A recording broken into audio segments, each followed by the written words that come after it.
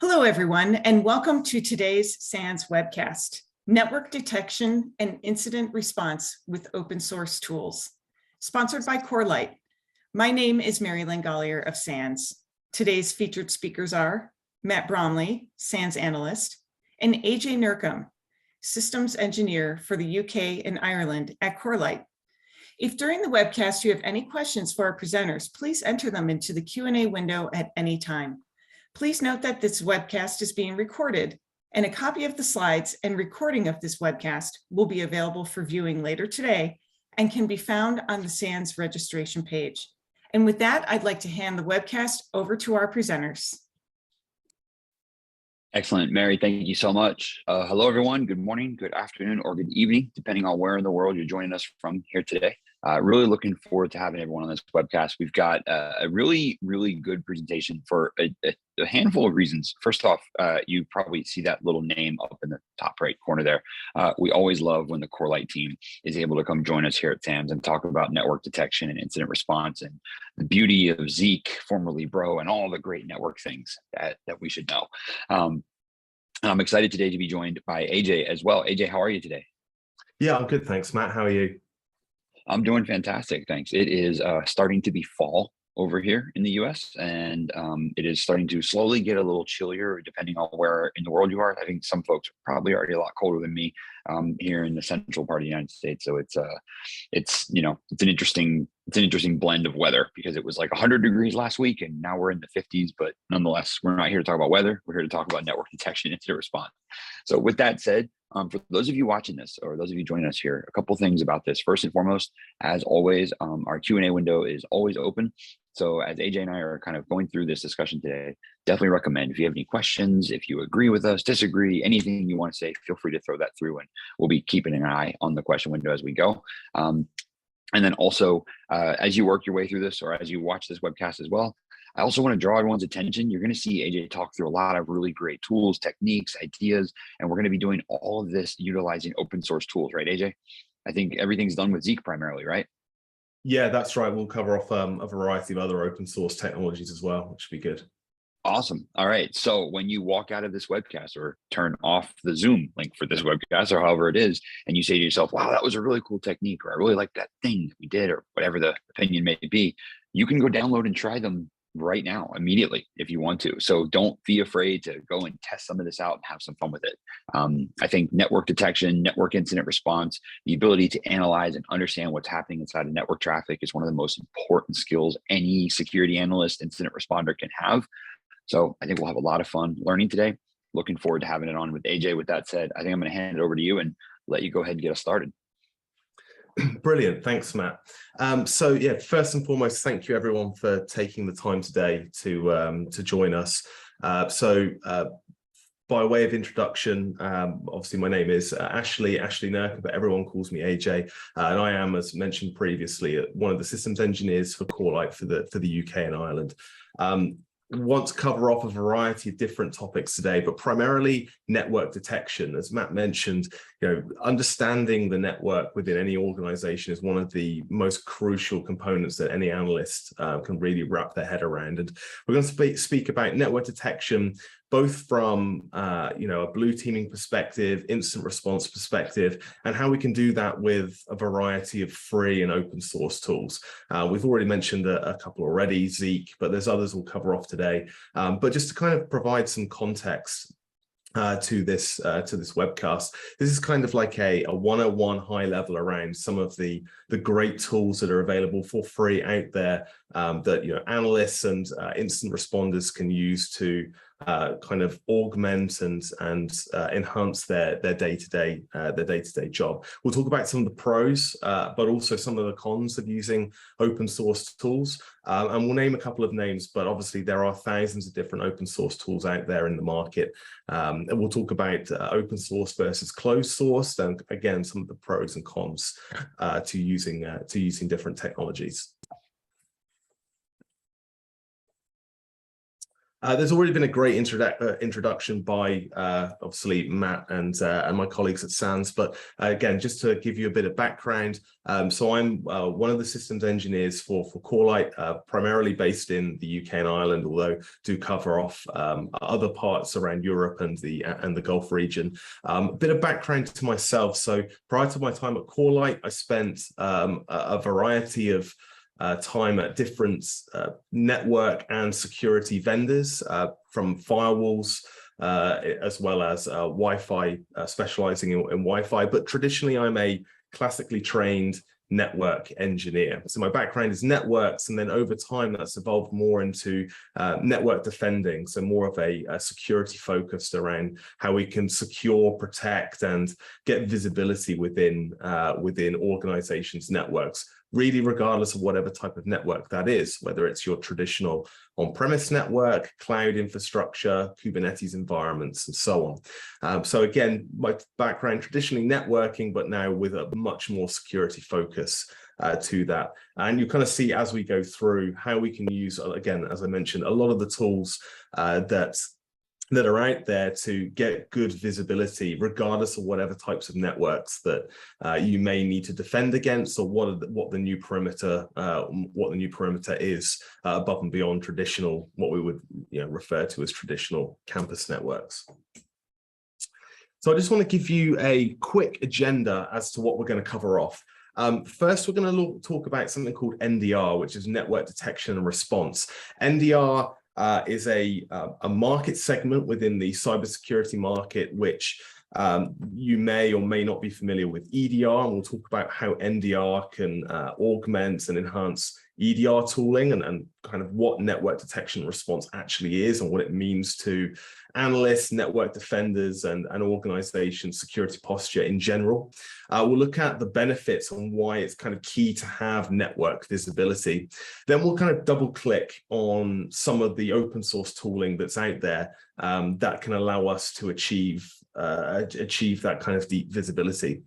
We've mentioned a topic called Zeek a couple of times already, so we'll double click into that and kind of get into actually what Zeek is, what its heritage is, and really how you can use that in security operations centers, or how you can use that to get good telemetry above and beyond maybe some of the existing tooling that's already in organizations. We'll then look at something known as Suricata. A lot of people are very familiar with Suricata IDS or IPS, so intrusion detection systems. And we'll again double click on the topic of IDS and what that is, and how that's maybe different to Zeek, and how they complement each other, and how you can use them in parallel with each other. Obviously, I'm from a company called Corelight, and we'll talk for a few slides around what Corelight is and how Corelight is in conjunction with open source Zeek and Suricata, and how we kind of play together. And then finally, we'll run into Q&A. And as Matt mentioned, if you have any questions as we go through, please feel free to throw those in the questions and answer box, and I'll try to address as many questions as we can at the end of this presentation, time permitting. So with that, we'll jump straight into some of the context around network detection and response. So some of you may be familiar with these three pieces of tooling. Traditionally referred to as the Gartner SOC visibility triad. This is really a blueprint for what organizations or security operations centers require to get the broadest visibility across the organization. It really consists of technically three, but four different components that you can see on screen here. First and foremost, you have SIMs, or really any kind of analytics tool. And again, we'll talk about some of the open source SIM tools that are out there in some up and coming architectural slides. But SIM tools, which is a security incident and event management tool, is really a pane of glass that you use to collect sources of visibility from across your organization. Now, that could be from your endpoints, and we'll talk about that in a moment. It could be from your network, as well as a variety of other log sources. But it's really the tool that analysts use, or incident responders use, to visualize and run the processes such as alert triage, or incident response, threat hunting, so on and so forth. So you need some kind of analysis tool, and SIMs are one of those, data lakes are another. Another term, XDR, is thrown around by some companies nowadays, but really it means the same thing, which is an analysis tool or analytics tool that is used for logging, storing, and visualizing the data needed to run the processes and protect the organization. Now, a lot of you will be familiar with EDR, endpoint detection and response. EDR is really born of the antivirus market or the endpoint protection EPP market, and has really kind of matured quite heavily over the last 5 to 7 years. Now, endpoint detection and response is a set of tools, typically agent-based, that are deployed on, well, endpoints, typically managed endpoints. So this is a great way to get deep visibility into devices within the organization. I mentioned the term, the perimeter earlier on, and this is kind of how the world of security, I suppose, has evolved over the last at least 5 years. Is that traditionally organizations will see the perimeter as their network. So you put in firewalls, IDSs, and a variety of other tools to protect your organization from external threats, and the perimeter would really be protecting your internal network. That's changed now with things like zero trust and a variety of other different blueprints and processes that are out there to actually view endpoints as the new perimeter. So it's a great way to be able to protect an organization, or the new perimeter, which is to deploy endpoint detection and response tooling onto your managed endpoints. And that's been done, as I mentioned before, over the last 5 to 7 years. It's really great effect. What we then start to see within organizations is a audit, or whether that's internal by an external company, to run through the tooling that they have to try and get an understanding of where they're then getting black spots in terms of visibility within the organization. So then, outside of the managed endpoints that are protected, where are we going to see black spots? Where are the other attack vectors or the other attack surfaces that we may not have visibility with a traditional endpoint detection and response tooling? And 9 times out of 10, that's going to be the network. Now, what that is, whether it's public cloud or infrastructure as a service, whether it's SaaS platforms, whether it's actually the network itself, as in a traditional campus network, or endpoints that aren't actually have an EDR deployed. They could be headless devices, BYO, so bring your own device policy, so personal mobile phones or cell phones, IoT devices, so on and so forth. So there's a huge plethora of attack vectors that aren't typically covered by endpoint detection and response. So this is really where we enter the NDR market, or the network detection and response market. And there's many things within the NDR market that really are built upon. So NTA, network traffic analysis, is one of those. IDS, intrusion detection, is another, as well as a variety of other different tooling, which we'll again cover off in an architectural slide later. But really, NDR is about providing not deep but broad visibility across the organization.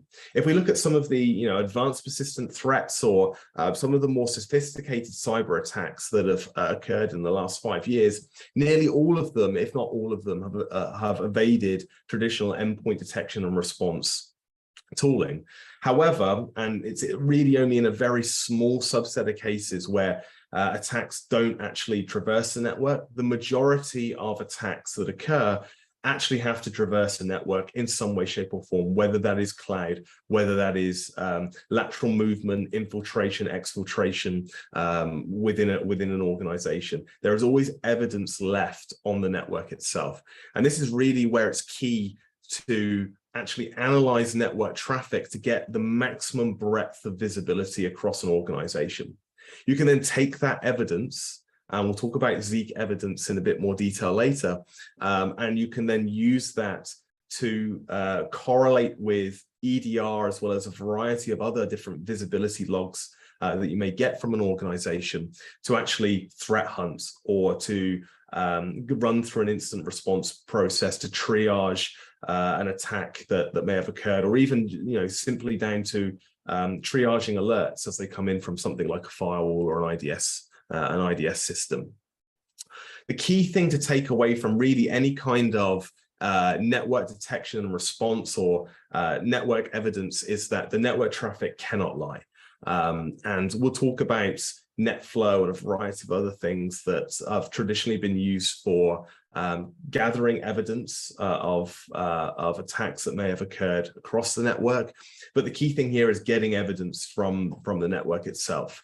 And we see very often from a network defender's perspective, anything that does evade traditional tooling will always leave some kind of breadcrumbs within the network itself. And this is absolutely crucial, as I mentioned before, for incident responders and threat hunters.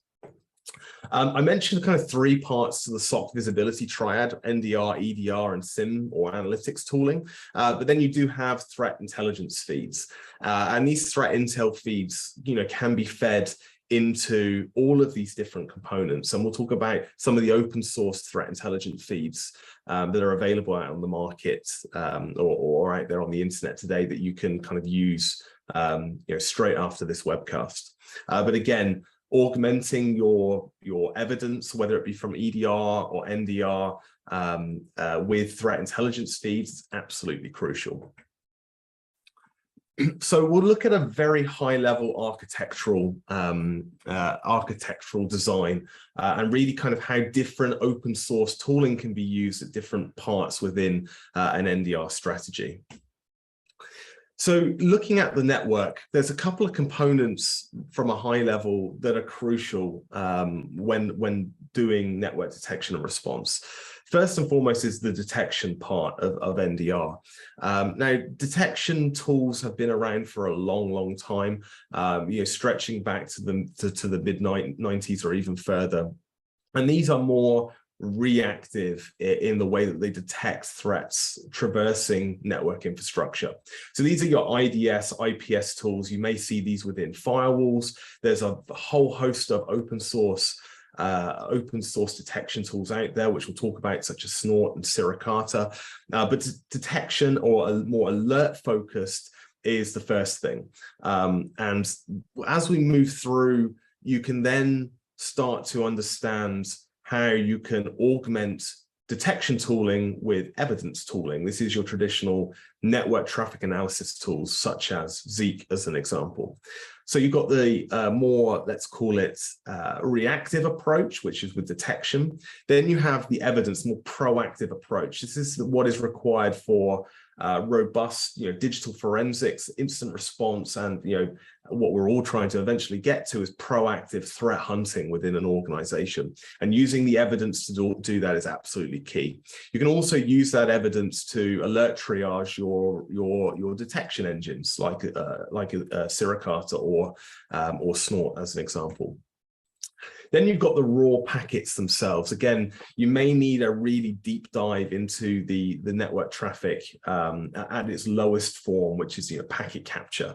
And packets is absolutely a key for things like instant response and digital forensics. Now, typically your detections, your alerts, as well as your evidence, your network traffic analysis, is fed into the analysis tool, your SIM or your data lake, as an example.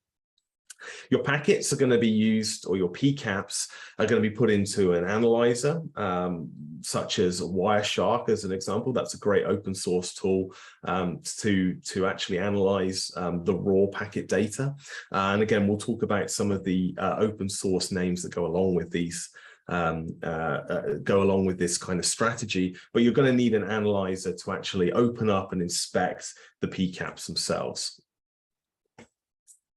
And then in kind of highly security mature organizations, you then have something that's known as SOAR, which is security orchestration automated response. And SOAR tools are used for well, as the name says, things like automation. Automating of alert triage is, again, a great example of that. But usually SOAR tools are typically used within highly security mature organizations with a big security operations center, maybe of at least 5 analysts or more. But again, there are open source tools that can be used even at that level of security maturity. And again, we'll talk about those in a moment. So just to run through some of the names, and this is going to be great in terms of coming away from this webcast and then getting and downloading these tools themselves and using them in conjunction with each other, because that's one of the crucial parts to an NDR strategy is through, and actually a great point to using open source tooling in general, is that because of their standards-based nature or the fact that they're so widely used, interoperability is one, absolutely key and actually really straightforward. And we'll talk about how these kind of all work together in conjunction with each other. But in terms of, we'll talk about open versus closed source tools. It's key to understand that one of the pros that comes with open source tooling in general is that it makes integration with your wider security tooling really quite easy and really quite let's put it this way, if you don't know how to do it, someone within the open source community has probably already done it for you. So it's really quite straightforward to do integrations through the wider tech stack within an organization. Now, kind of putting some open source names to the strategy itself, from a detection perspective, the IDS engines, you've got Suricata. That's kind of one of the wider, if not the biggest used intrusion detection system or intrusion detection engine out there in the market. Suricata, we'll double click on what Suricata is in some up and coming slides, but another one is the Snort project. So both of those are really good and well used open source IDS or detection engines available today. We talked about threat intelligence earlier on. There again, a whole host of different open source threat intelligence feeds, but a lot of these detection engines can be augmented with open source threat intel, and MISP is a great open source tool for that. And again, using something like open source Suricata or Zeek means that the work to integrate open source threat intelligence has already been done for you, and absolutely MISP will integrate with the rest of this wider stack that we're going to talk about. From an evidence perspective or a network traffic analysis or network security monitoring perspective, Zeek is really the gold standard of network evidence. And Zeek is very useful for correlating between Suricata. So when an alert fires, allowing an analyst to very quickly pivot using something known as the community ID from an IDS alert to the surrounding contextual evidence. And again, we'll talk about that at length in some up and coming slides. But again, in trying to augment and increase efficiency in process for incident responders or for analysts is absolutely crucial. And again, the interoperability between Zeek, Suricata, and MISP absolutely does that and is designed from the ground up to work in that way. So there's, from a packet capture perspective, the lower level packet information, Archime is one of those. Actually, it's a packet capture tool as well as a packet analyzer tool. That's another great one to kind of get your teeth sunk into if you want to understand more low level raw packet information. Now, moving up the stack, or in terms of this slide, down the stack into the world of visualization of all of this data. Most of you are probably familiar with Elastic. If you've heard of any of these tools, probably Elastic is going to be the one that you're familiar with. But Elastic is a great open source SIM tool and is used by individuals, small, medium business, all the way up to some of the big Fortune 50 organizations. And again, from an interoperability perspective, Elastic is able to ingest and parse Suricata alerts, MISP threat intelligence, intel, as well as Zeek data. So again, using open source tooling in conjunction with each other makes interoperability very, very straightforward. And then moving into, again, the security mature, very security mature tooling. The Hive is another great one for automation and orchestration. And I'd strongly recommend that you go away and research the Hive project. It's one of my personal favorites, but a great open source technology at the SOAR level in a security operations center. So I've mentioned around some of the benefits of open source. Obviously, open source is a free tool, free in terms of the fact that you can download that for free and you can utilize that for free. But free doesn't necessarily always mean free. It's kind of like a child, as an example. It's free to get, but actually nurturing that child or nurturing that open source tooling is incredibly costly. And there's a lot of things to factor for if you're using open source tools that's key to understand actually the overall cost to using open source tools. And it's a great thing to kind of bear in mind if you're trying to compare or do cost analysis of open source tools, maybe versus closed source or commercialized offerings of tooling from a security vendor, as an example. So first and foremost is to bring your own hardware. You're going to have to deploy this on your own hardware in some way, shape, or form. So you're going to have that capital cost of buying server kits and maybe even specialized network interface cards for capturing of packets and running some of these engines potentially. So there is obviously the upfront costs of hardware itself. Then you've got the time and the manpower cost to tuning, debugging, troubleshooting these tools. Like any intrusion detection tool, like any type of network traffic analysis tool, tuning is an absolute critical part. And of course, you're going to have to do tuning in closed source tooling as well. But to bear in mind that there is going to be an ongoing nurturing, watering, feeding of these open source tools to get maximum benefit out of those. So tuning is one of those, debugging, and obviously, especially if you're working at high throughput, high bandwidth networks in large organizations, packet loss troubleshooting is going to be something that you'll come across, quite often. From a IDS perspective, from a Suricata or a snort perspective, there's also going to be the tuning of the rule sets. There's going to be upgrading these tools when new versions of them come out. There's going to be installing of Intel packages, obviously the wider integration of all of these tools together. So again, that's something to bear in mind, is that obviously there's initial tuning, ongoing rule set tuning, ongoing package management, firmware upgrades, that kind of thing. If you're deploying this in a lab, it could be relatively straightforward, but when you start to get into large Fortune 50, Fortune 2000 companies, I've seen large Fortune companies take years to deploy open source tools. So as you scale into wider networks, the amount of time for deployment significantly increases.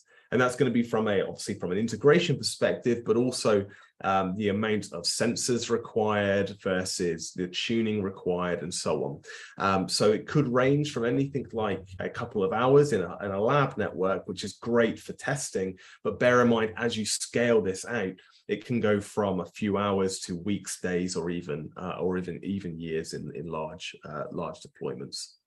Hey AJ, really quick, we had a question come in that Sure. asked about, I think you were talking about kind of the tuning and the maintenance and the setup and everything of open source tools and things like that. A question came in that said tuning effort's going to be pretty similar with a commercial off-the-shelf tool as well, or at least I'm not sure if it's more of a statement or more of a question, like should we expect the same level of tuning?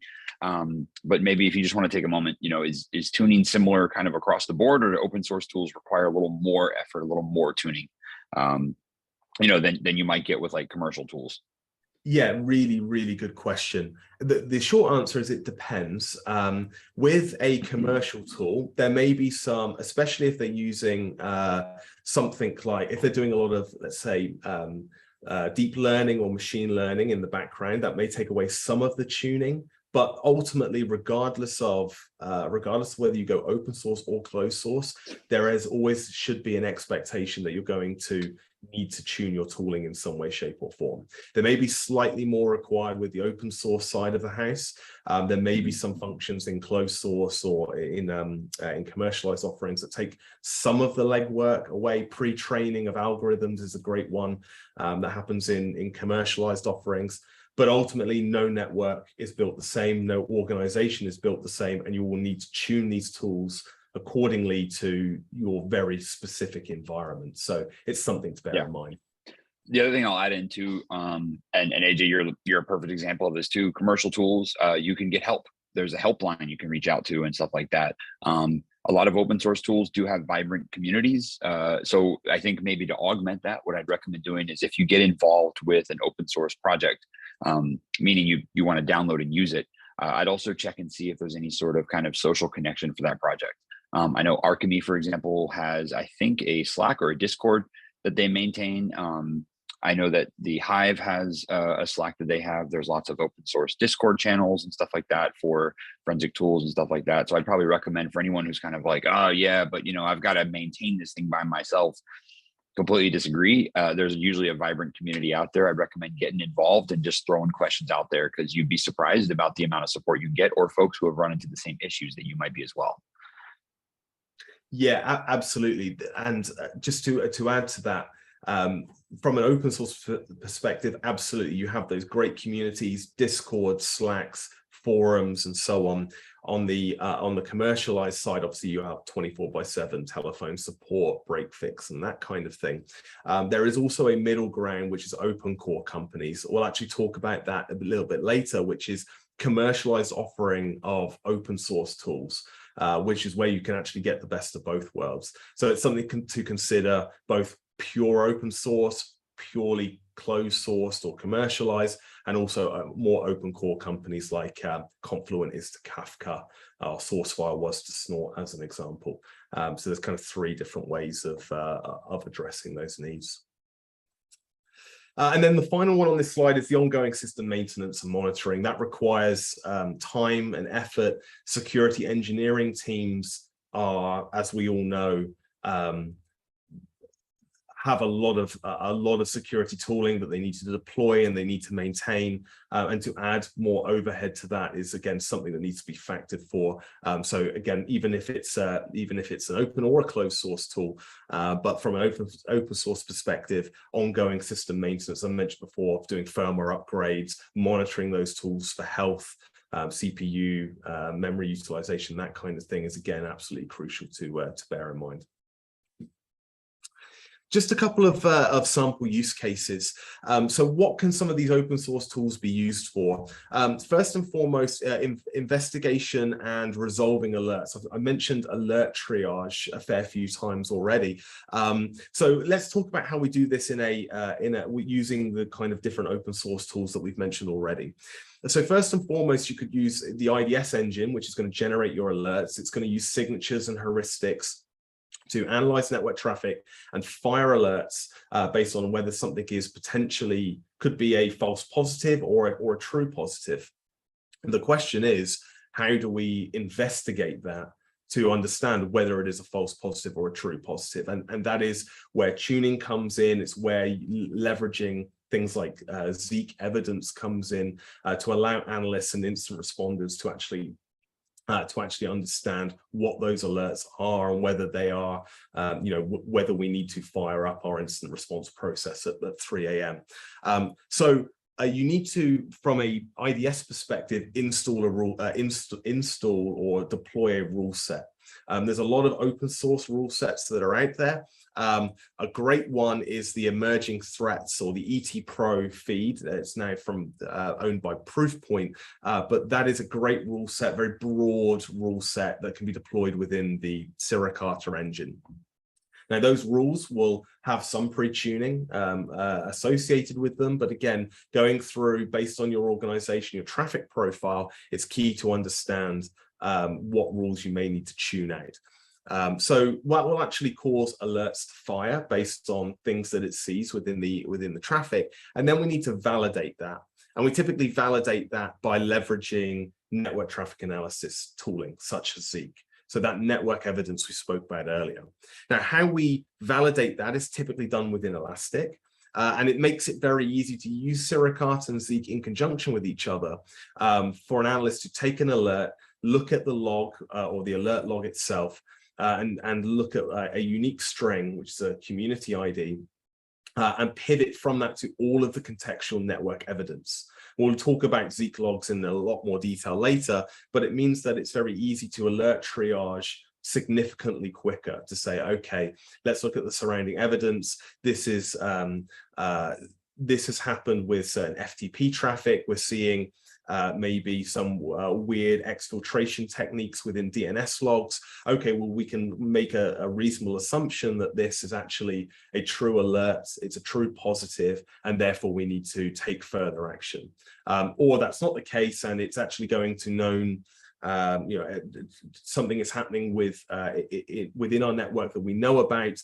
Maybe it's potentially a port scanning tool that runs at a certain time, or just let's say a vulnerability scanning tool that runs that we're aware of. Okay, we need to then tune that out to ensure that alert doesn't fire again.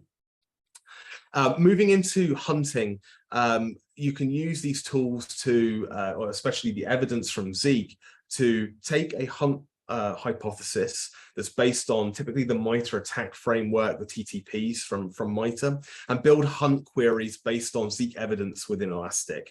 And then you can save and run those hunt queries regularly. There's also a great open source or free, I should say,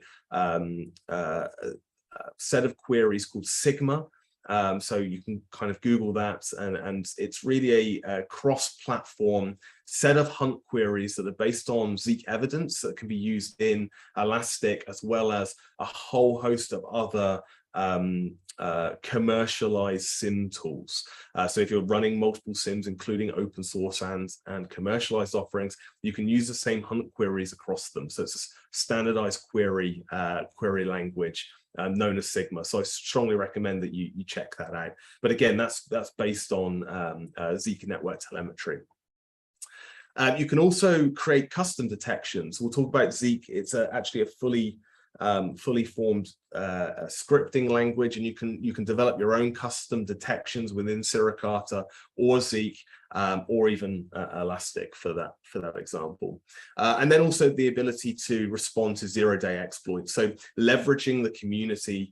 The great benefit that we see with open source tooling is that because of the amount of contributors to those tools, 0 day or the response to 0 days is very, very quick. Usually within about 24 hours, packages are developed by the open source community that can be deployed within your tooling, start to get detections running on 0 days. So that's a great use case to take those packages, Suricata rules or Zeek packages, or even Intel, deploy them and get coverage incredibly quickly within an organization. This webcast is recorded and this slideware will be made available. So here's some resources on how to access some of these tools to start kind of using and playing with them maybe in your home labs or trialing them within organizations. From Corelight's perspective, we have a threat hunting guide that's based on Zeek and Suricata and Elastic for that matter. So I strongly recommend you check out that threat hunting guide, and I'll actually take you through some of the more common hunts that can be used with open source tools, and that's free to download and consume. I mentioned Sigma from SOC Prime Threat Detection Marketplace previously.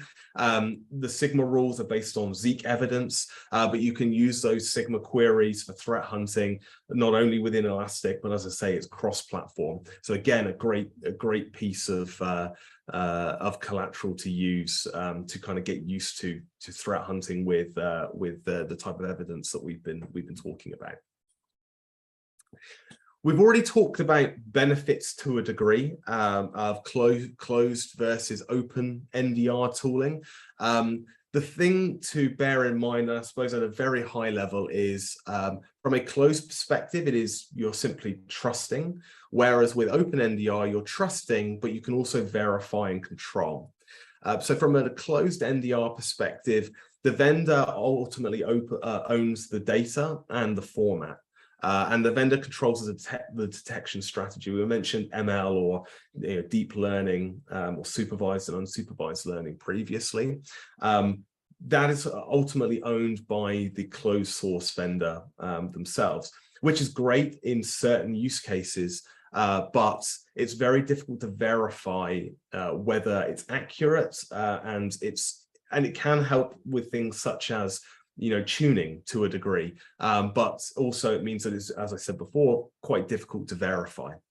From an open perspective, or open NDR perspective, you own the data. The data is a well-known format in terms of alerts from Suricata, the Zeek data format is well understood kind of across the cybersecurity field in general, and you get to control your strategy based on detection, what evidence you collect, and ultimately, because of its kind of open nature, it's very easy to ingest and parse into a whole host of both open and closed source tooling. So we mentioned that open source tooling integrates very well with each other, but also that goes with your existing, let's say, closed source security tooling stack. Let's say you're taking well-known SIM tools from big cybersecurity vendors. Ingesting is relatively straightforward, but actually parsing that data is another thing to consider. And if it's a known data format like Zeek, it's very likely that the parsing of that data is going to already be supported. Whereas maybe trying to integrate two different closed source tools together will rely on the vendors getting together and actually doing that integration themselves. And obviously that could be an inhibitor to integration in general. So again, something to ultimately bear in mind. I'm not going to go through this slide in detail. It's really in there for consumption offline. But I've mentioned about exportability, the extensibility as in terms of integration in terms of the data format, so exporting it out and parsing it, as well as extensibility, a wider integration with all your existing tools, being able to filter what data you actually need. And from a network detection perspective, transparency and customization, the ability to tune and to control rule sets, as an example, to exactly what your network requires. Never has any network been built exactly the same. And the tooling that goes into detecting what's going on in that network will always be tuned slightly differently. So again, it's absolutely key to understand that customization is going to be tuning, and customization is going to be absolutely necessary to get the best coverage, the best detection, and ultimately the best visibility out of any kind of network detection tool. This kind of just goes through some of the names where open source tooling is completely supported in closed source tooling. So we can see things on here such as like Microsoft Azure Sentinel as an example.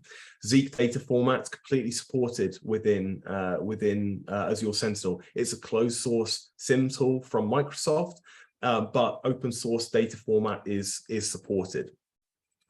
Same goes with the likes of Logarithm, Exabeam, Splunk. You kind of were probably familiar with at least some of these names on here.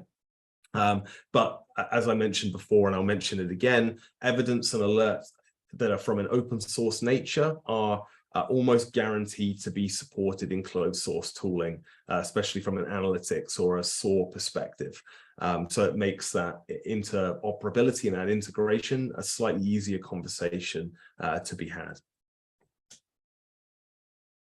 I also mentioned around the detection strategy from a community perspective. Both the SolarWinds and the Log4j events that occurred, from a Suricata community perspective, we had detections that were released in sub 24 hours. So those packages or those detections can be taken, they can be put within the Suricata or the Zeek engine, and you can get a very quick response as an instant responder to know whether you've been breached, to what degree you've been breached, whether exfiltration has occurred, as an example, lateral movement or command and control traffic. So again, this is a great thing about more of a community-focused approach, is that detections, you don't have to rely on vendor X, Y, or Z to build a detection that may take some time. The community will typically get onto that almost instantaneously, start to build detections out, and then release those for rapid response. So this is what a lot of organizations that I speak to look like prior to deploying a well-rounded NDR strategy. And this is really instant response in hard mode.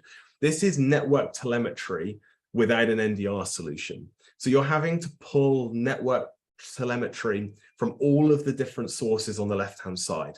So email, HTTP from your firewalls, NetFlow. And as we all know, a lot of this stuff was designed really for network optimization purposes rather than security purposes. So NetFlow, as an example, although is a tool that can give you some visibility into the network, it really doesn't give security analysts and incident responders the data that they need to be able to do the jobs that they need to do.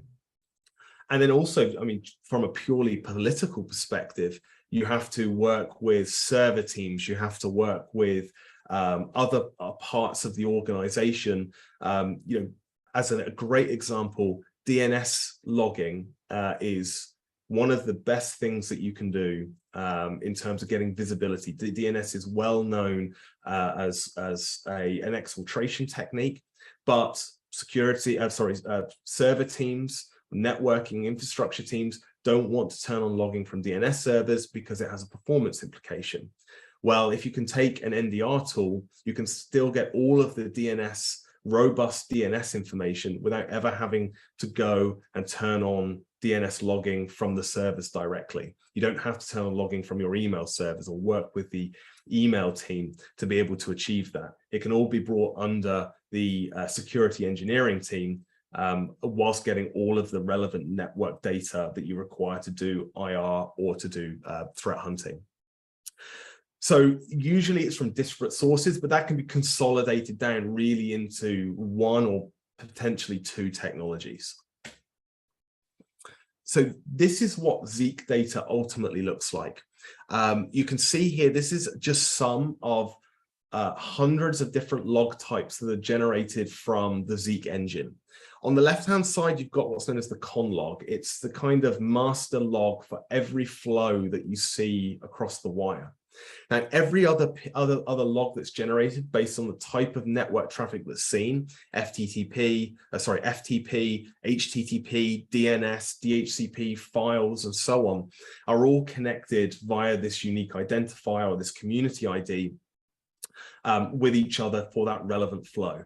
What that means is that as an analyst or an incident responder, it's very easy to pivot from your start point, maybe your Suricata IDS alert, maybe from some DNS logs, into all of the other contextual information that's happened within that network flow.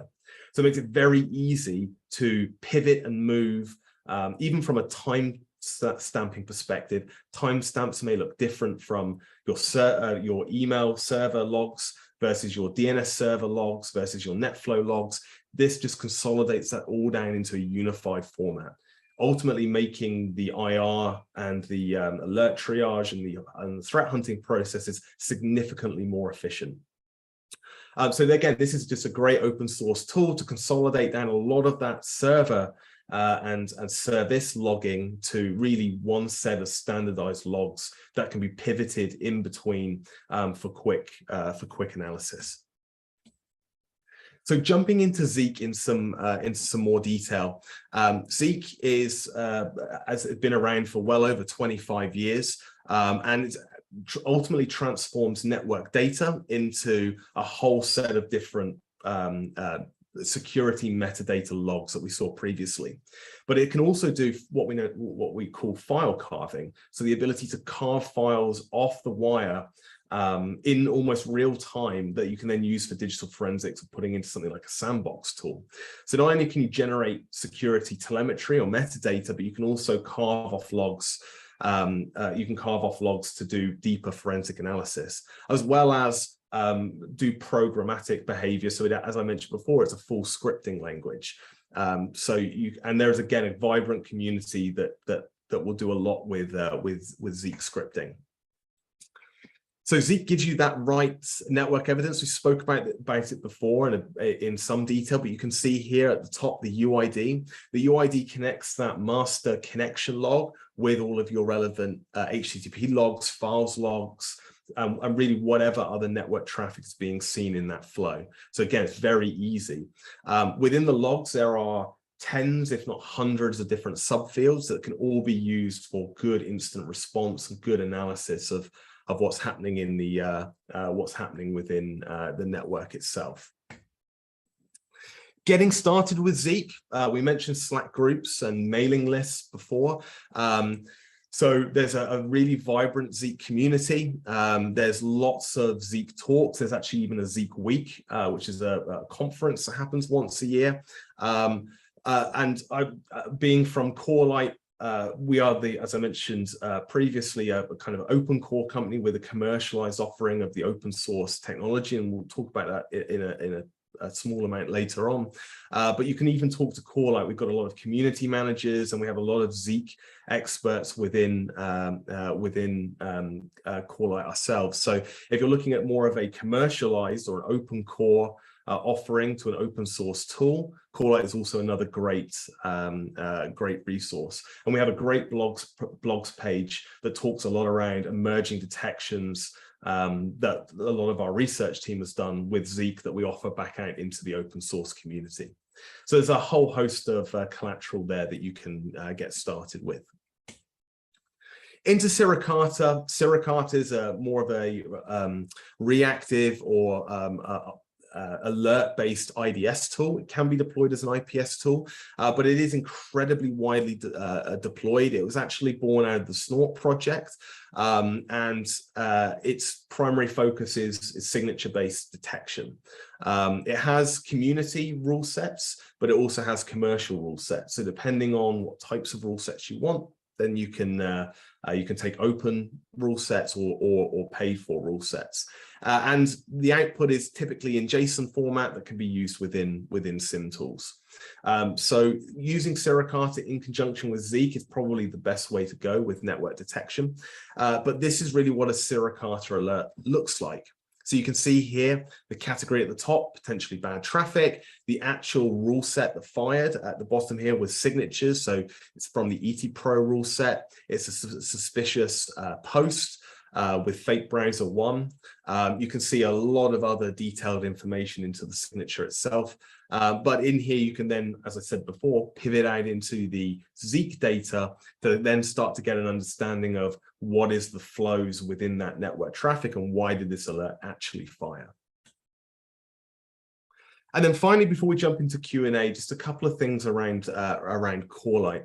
So I mentioned before, Corelight is a commercialized offering of actually the Zeek and Suricata engines. We do other stuff on top of that around encrypted traffic analysis that's not available in the open source community, as well as packet capture. But we ultimately provide hardware and software to be able to deploy these open source engines at very high scale. So as you start to move into your very large style networks, it becomes notoriously difficult to scale open source tooling. That's really what Corelight was born of. Our founder is actually Dr. Van Paxson, who is the original creator of the Bro IDS, now Zeek project back in the mid-90s. And Corelight really was as our first inception was around actually scaling out the Zeek engine into incredibly large organizations, incredibly large networks. I'm not going to go through a whole host of customer use cases, but we work within lots of nation state accounts as well as top law firms, the energy sector. But even these, again, large Fortune 50, Fortune 2000 companies are utilizing and have utilized open source tooling and are now utilizing open core tooling, which is the same benefits that you get, as I mentioned before, with open source tools, but with the ability to have dedicated hardware to scale, management platforms, 24/7 telephone support, as well as obviously the support you get from the community, technical account management, break fix, and so on. So it's that kind of middle ground, as I mentioned, between what is a closed source or a purely commercial offering, as well as a purely community-driven open source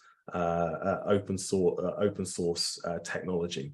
But the great thing about being an open core company is that the detections and everything that we get from the community is fully supported within the Corelight the Corelight ecosystem. So with that, that's everything from my side today. I want to take some questions or do some Q&A. But if you have any other questions after the fact, please feel free to get in contact with either myself or Corelight.